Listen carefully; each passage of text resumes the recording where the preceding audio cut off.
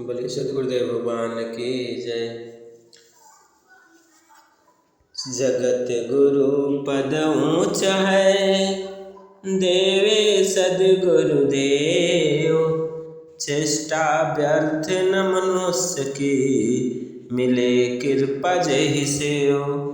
हे जिज्ञासुओं, हे हंसों, संसार में सबसे श्रेष्ठ पद जगत गुरु का है, जिसे नित्य अनादि सदगुरु प्रदान करते हैं।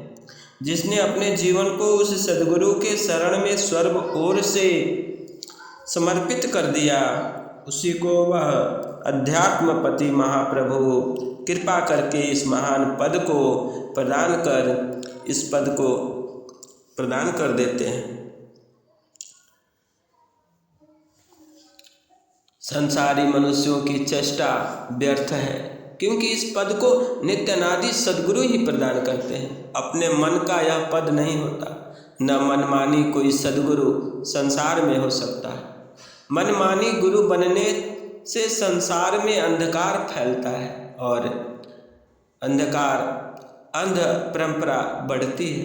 इसलिए अधिकारी जिज्ञासुओं को विशुद्ध ब्रह्म विद्या, मार्तंड, वास्तविक सदगुरु की खोज कर उनके शरण में रहकर ज्ञान प्राप्त कर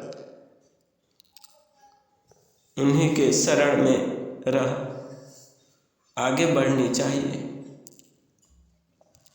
उत्तम अधिकारी मिले, सारे शब्द उपदेश। सदगुरु सैन्य लखावही, नहीं भाषण आदेश। वह जो पद है वह उत्तम अधिकारी शिष्य अनन्य शरण भक्त को प्रदान करते हैं। उत्तम कोटि, उत्तम, मध्यम, कनिष्ठ, अधम एवं अधमाधम, ये 5 कोटि के जिज्ञासु होते हैं। शिरोव्रतधारी उत्तम कोटि के अधिकारी को ही सद्गुरु के दर्शन मात्र से अंतर शक्ति जागने लगती है और प्रेम उत्साह की वृद्धि होने लगती है। योग के अंतर कमल में सद्गुरु की प्रतिभा पड़ने से उसमें स्पंदन अर्थात कंप और स्फुरना होने लगती है। यही उत्तम कोटि के अधिकारी का लक्षण है। पूर्व जन्म की संस्कारी आत्माएं ही उत्तम कोटि की होती है और उन्हें स्वाभाविक सद्गुरु चरणों में विश्वास और श्रद्धा उत्पन्न हो जाती है, दृढ़ श्रद्धा उत्पन्न हो जाती है और वे उस पथ में आगे बढ़कर अनन्य शरण अधीन हो सद्गुरु के सेवा सत्संग से जुड़ जाते हैं। तब वे दृढ़ निष्ठा के साथ सद्गुरु के विशेष परिचय को शीघ्र प्राप्त कर लेते। ऐसी कितनी कथाएं हैं सद्गुरुदेव जी के जीवन काल में मिलती हैं, जानी गई हैं। सद्गुरु की पहचान संस्कारी पवित्र आत्मा ही करती है। इन उत्तम कोटि के अधिकारियों के मिलने पर सद्गुरु सैन्य इशारा से अपनी चेतन दृष्टि का उपयोग कर सार शब्द का उपदेश कर देते हैं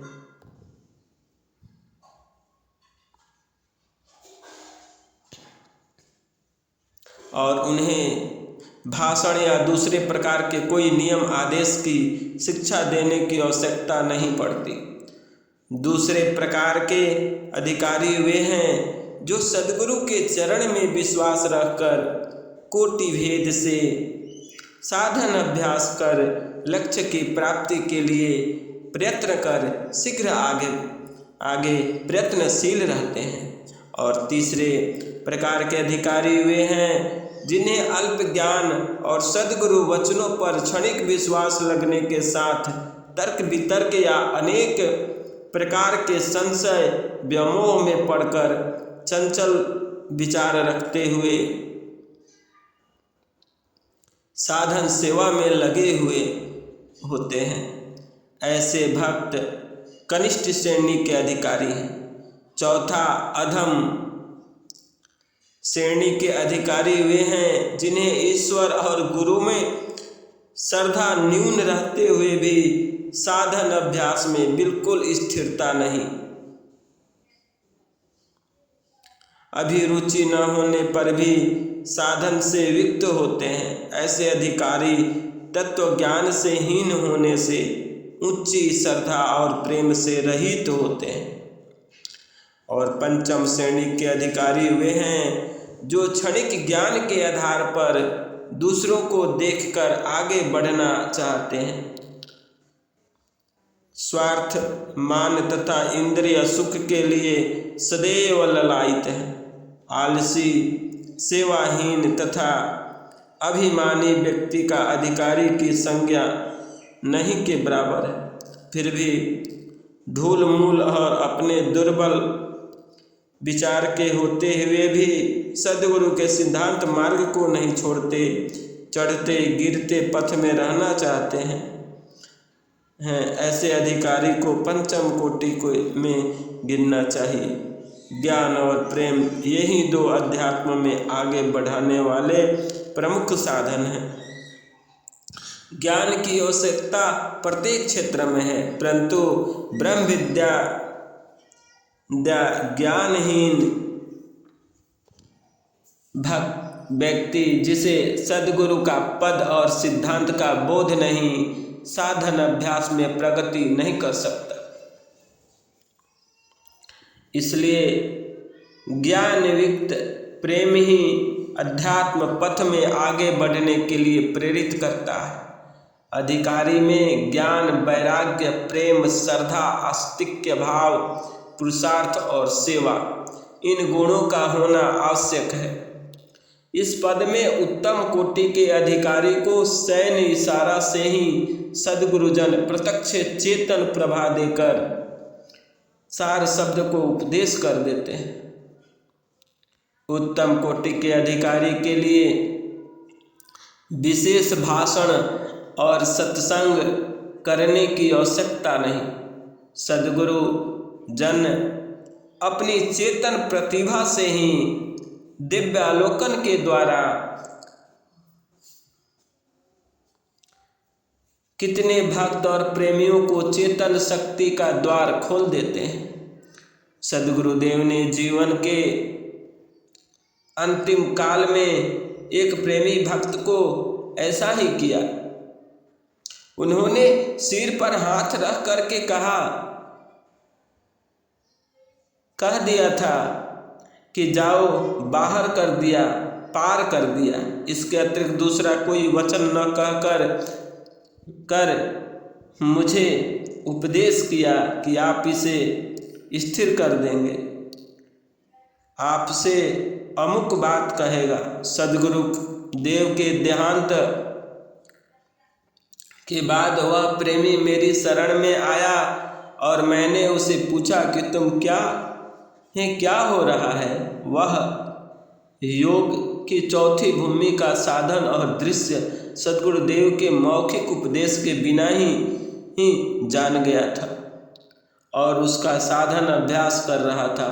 उसने मुझे बतलाया, इस प्रकार के सद्गुरुदेव के उपदेश भारत के अनेक प्रांतों के शिष्य नर नारियों में हुए, जिनके द्वारा उत्तम कोटि के अधिकारी भक्त सद्गुरुदेव की महान महिमा के द्वारा अध्यात्म की ऊंची शिखा को प्राप्त कर चुके हैं। इसके विशुद्ध वर्णन के लिए एक ग्रंथ रचने की आवश्यकता पड़ेगी, अतः इस विषय को यहीं पे समाप्त कर देता हूँ।